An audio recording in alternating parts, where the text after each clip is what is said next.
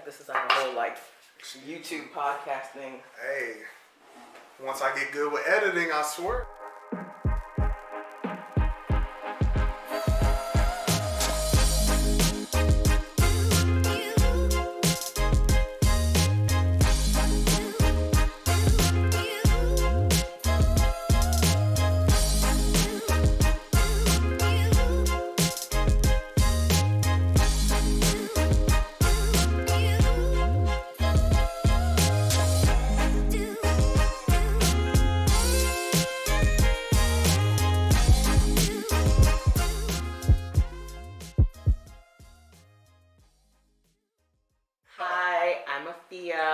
Smile afterwards, because I had to cut that part out of your original video, because you went, "Hi, I'm Thea, blah, blah, blah."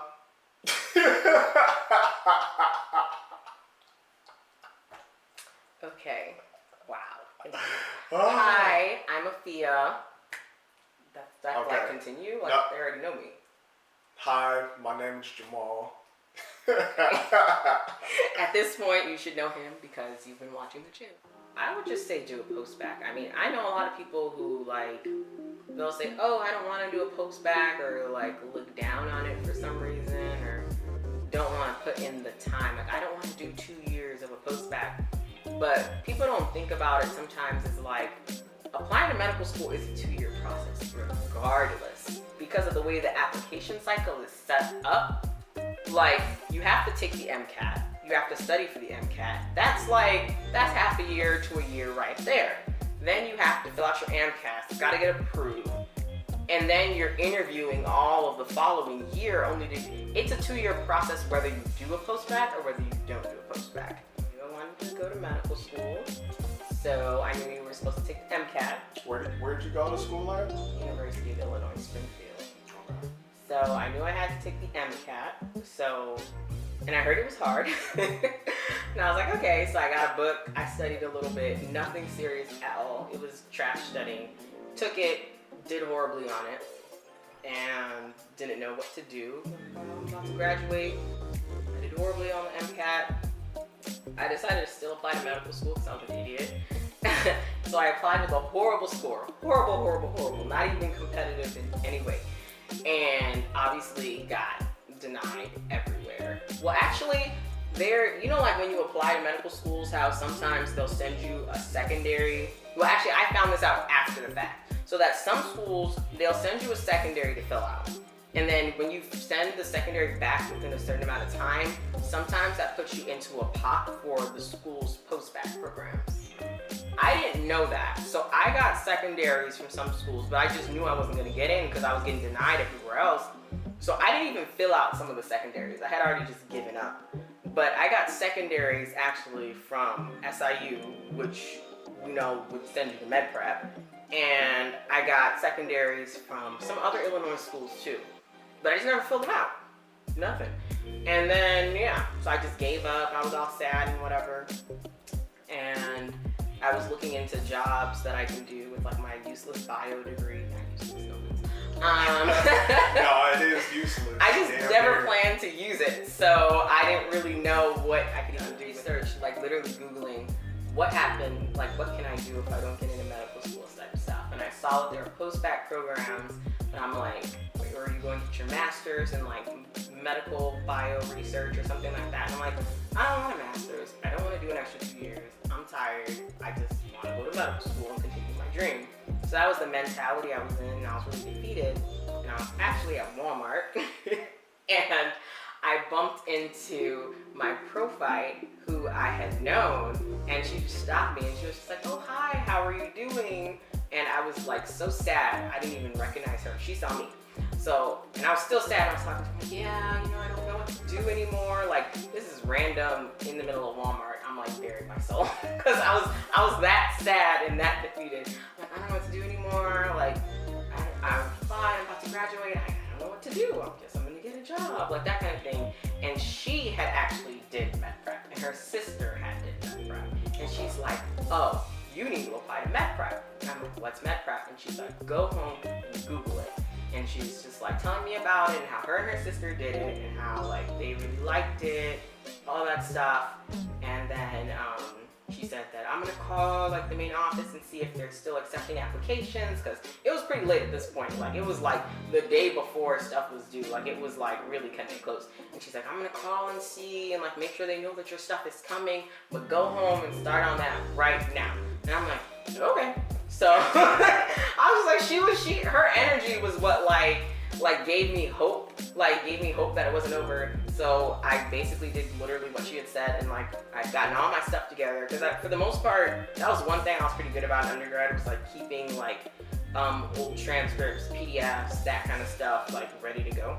So I already had my statement already from like my AMCAS application that failed miserably, and like all this other stuff. So just copying and pasting, shuffling things around, sending it off, and then texting her like, yeah, it's done, like it's sent, kind of stuff. And then she just called me and we talked about it some more. And yeah, then I got contacted a little later for like a med prep interview. And that was the same year that we both went? Or did you apply one time, or did you apply twice? I just applied one time, and that was the year that I went. And yeah. Yeah, the reason why I asked, because like there's a lot of people that apply more than once because it's so competitive. Yeah, I think like her calling for me really had helped, and I feel like it also helped because I had already submitted an AMCAS to SIU, and they were already shot me back for med prep, but I never got back to them. So I think that also helped, like from both ends. So I'm grateful for her. Like I would not have been any closer to my dream without her. And what sorority are you part of? Alpha Kappa Alpha Sorority Incorporated. You was ready for that. Man, it was just, honestly, in that moment was so important to me, because it was like just being vulnerable. Like people, you stop people in the store and like, oh, how are you doing? Just tell them, oh, I'm good, I'm good. If you're really not good, say you're not good, because you never know what that other person could like have in terms of wisdom or like a contact or something that they could help you with. But if you walk around always saying you're good, nobody knows and nobody can help you. So that kind of started the whole thing for me of like always being open with like, I guess like superiors or people in positions that can help me, like teachers, educators, mentors, that kind of stuff. That's kind of Yeah. For me, I was in a similar situation. I knew like coming out of college, I wasn't prepared for medical school, and I also didn't necessarily know what to do and what the steps were.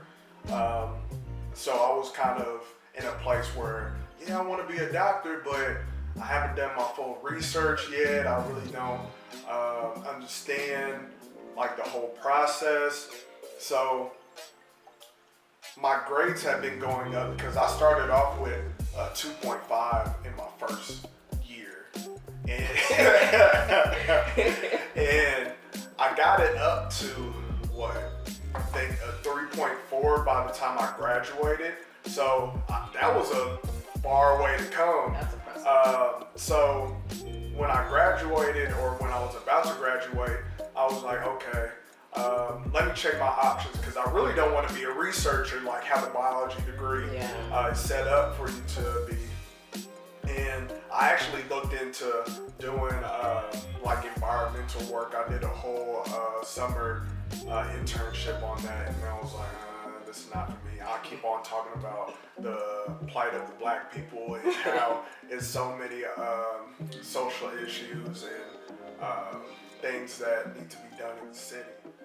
So I end up doing a lot of research on Post-Bac programs, because I'm doing a lot of Google searching too. And I'm like, okay, so which ones don't require you to have an MCAT first? That's what I was looking at, because I knew if I was going to take an MCAT, I was going to do horrible on it. So I was like, no, I'm not even going to set myself up like that. So keep on searching, and I actually had like a spreadsheet of them, just like how people do with medical schools. And I was going down them, trying to check the requirements. Usually I would like check the GPA, the other stuff that you needed. It was just more so that MCAT box because most of these post-bac programs out here want you to at least take the MCAT once. So I was looking at programs like that. I ended up going to like 3 or 4 interviews around the country. One of them was Med Prep, which I eventually decided on. The other one was Neomed. It was up in Cleveland, Ohio. Other one was, what is it called? Duquesne. But that was in Pennsylvania. That's so random. And yeah, I think I drove all these places too. Oh my God. Who's driving to Pennsylvania? But at this time I had a job too though. So I was straight. That would mean fly. Yeah. I think I did a whole round trip actually with the interviews. What, you mean flying or driving? Driving. You just cross country. Yeah. Turned it into a whole road trip. Went from interview to interview. I think I did one more, but I can't remember the last one. But I interviewed at the spots, and I really thought I was going to end up at Cleveland State at the Neomed one because I was all into the osteopathic route. I was also, I really had a good interaction there, especially with somebody who was working in the office for admissions. And crazy story, dude ended up going to Med Prep and is now at Louisville's medical school. So end up deciding on Med Prep, and I'm glad I did because I went and did the MPH degree as well as doing the post-bac part of the program. And pretty much while you're preparing for the MCAT, preparing for medical school, and all what that entails, like your personal statement and all that, you're also taking master's type classes and doing that in the evenings. It is like another task that you have to do, but honestly, it wasn't that hard. Yeah, I kind of regret not doing it, but yeah. But it did cost more though. That's the only thing. You had to take out additional loans to do it. But I am glad that I did it. I think in Med Prep for the MCAT, like we had a group. That's why I'm so happy. I'm smiling talking about it, right? Because we killed it. We killed it. So we had a study group come together. So it was like 6 of us or whatever. We came together and it was just like each one of us had a task within the study group. So like one person was tasked with finding the study room for us to study at when it was like 3 days a week or something like that. We would meet to do practice passages and like go over it. So everyone had a role in the group so that no one person was like overwhelmed or like carrying the group. So somebody was in charge of rooms, somebody was in charge of snacks. Somebody's in charge of finding the passages that we're gonna do. So one day it was bio, next day it was chemistry, next day it was cars, or psych. We doing psych on the weekends. Like everyone had a task, and and then somebody was in charge of like the schedule of like what topics we're hitting that day. Like we killed it. We had a Google Doc and everything. That thing's still being shared to this day. Some of y'all probably have it, to be honest. Like when I open up that Google Doc and click on it, oh, the name of our MCAT study group, yes, we had a name, was 500 Plus Club. Wow. Yeah, it was, oh my God, I loved it. Like, we had a parliamentarian, Q was our parliamentarian to keep us on task, because we would always get distracted and start talking about dumb stuff, and he'd be like, this is my Q voice, guys, stay on task, man, focus on your, like, literally. Like, it was so perfect, and we all had such a good time. Like, honestly, they kept studying like enjoyable for me. Like it helped that we were all at different levels and we all had different strengths and stuff like that. So when one of us got something wrong, somebody was able to explain it in like different ways. Like this is how I looked at it. This is how I looked at it. Like I just knew it was right because it said this and this. like, so you had multiple ways of like trying to come at, I don't know. It was just great. And it made it like enjoyable that it was a group of friends coming together. Like if you didn't show up, somebody was texting you like, hey, where are you? We're about to start. Like, this is the third time you missed. Like, what is going, get it together. Like, just that accountability with people, like, that you're comfortable with, to know that you can be serious with them and joke. Like, it was just, we all worked. It just worked. It was beautiful. And I attribute my MCAT success to them, to be honest. Like, we put in work, but it was fun. And I wish we all ended up at the same medical school, because we could have just kept it going and it would have been perfect. It was great. For me, mine was kind of different because I ended up not applying the same year as my other classmates. So I had to technically take the MCAT twice, and I'll go into why I had to do that. But the first time around, I had a smaller study group. It was 3 of us in total, and we would kind of do like them. We would make sure that we had a topic, pick out certain passages. We didn't have as much structure as them, but the idea was pretty much the same, to keep each other accountable and keep us meeting at one place for a given amount of time. The thing about my group, we kind of went our separate ways after a while of studying, because we didn't seem like we were getting as much in the group, as much out of the group as we probably would individually. So we kind of split it up.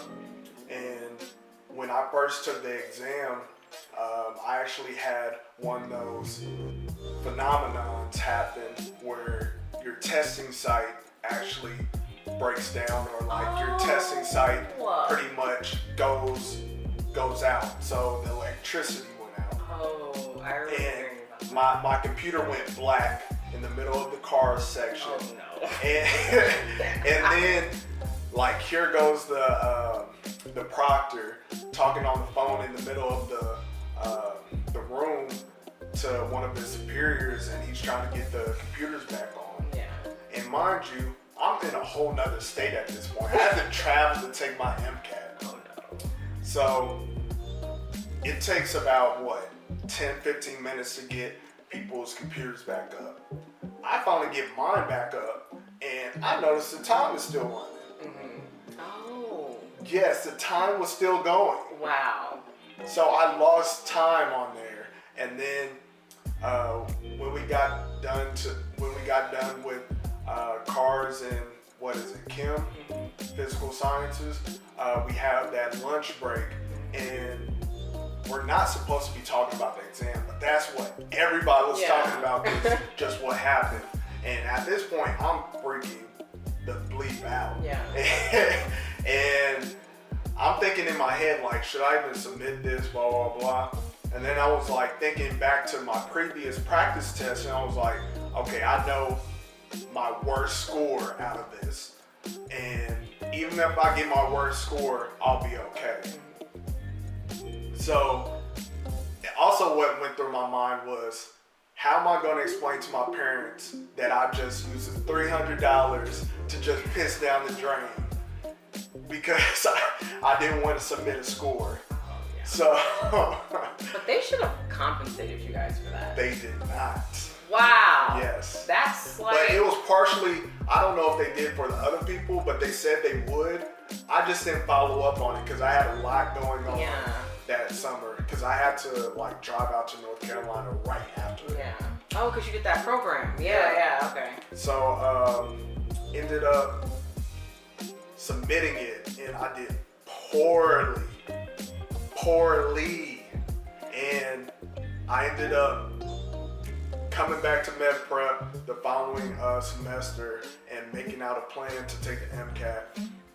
And I studied by myself again to prepare for it. And I did a lot better, but I think I also could have done better if I wasn't still kind of in that mindset like, damn, is my computer gonna mess up this time? But it all worked out, so. What was fun about med prep? Like, what's something that you enjoyed? I enjoy just being around people that look like me, have the same struggles for the most part of me. Like, we just all worked out. We were all looking out for each other, even though you had like your close friends, but everybody was always looking out for each other. And it was just nice to like have such a close knit group. Because when you go into medical school, like MCW, are we saying this? Yeah. Oh, because MCW is like big. It's super big, so it's just nice to have. In the back, it was just nice to have that small cohort working together type thing. Because then you go off to medical school and it's like kind of hard to build that again. For me, it was kind of like a mini HBCU. Exactly. That's exactly what it was. It was very tight knit HBCU. So you're around these people a lot. You're learning different things from them.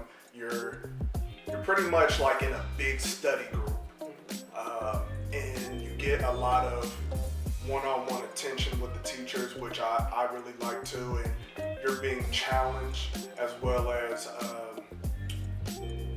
they care about your progress and you achieving your goals, which you don't necessarily get a lot with undergrad. And then also, I know if I would have went to other post-bacs that are bigger, they probably wouldn't have that intimate feel, and I would know that somebody actually cared about me going into a medical school.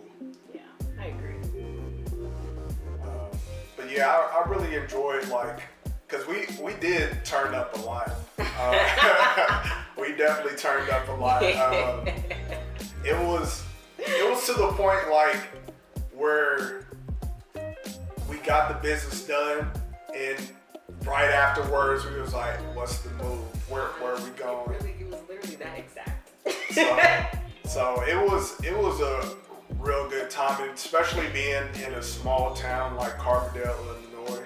There's not a lot of things to do, so you won't necessarily get in too much trouble, but you still have enough to do with everybody within your class, and even the class under you, because there's 2 years of classes within med prep. So you have let's say a sophomore class and a freshman class.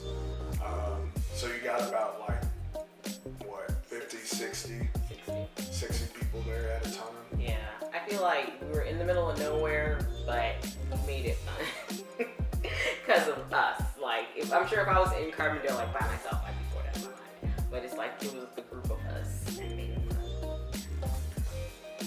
But overall, I enjoyed it though. It was one of those moments in my life where I'm going to be like, look back, oh yeah, that was a good time. Yeah, I think I made just as much, if not more, lifelong friends in med prep than I did in undergrad. And yeah, that's one thing that I think people probably won't respect or like understand, how much your network grows from being in med prep. Yeah. Because think about it, you're having 60 people come into one small little program, and I think their average was like in the 80s something, and you have 80% of them actually becoming doctors or going to medical school.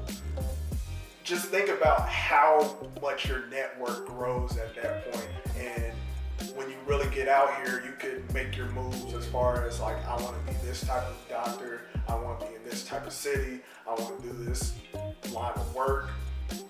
You just have a lot of options at that point, and not to mention the people that you would meet on the bigger campus of SIU as well, especially being a part of fraternities and sororities.